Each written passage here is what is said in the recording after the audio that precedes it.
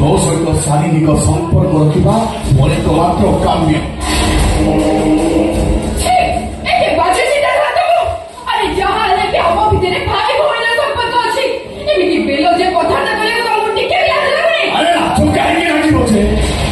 Shooting ସେଟ୍ରେ ଯାଇ କେତେ କେତେ ଟୋକାଙ୍କ ସହିତ ରାସଲୀଳା କରୁଛୁ, ସେମିତି ମୋ ସହିତ କିଏ କରିବୁ?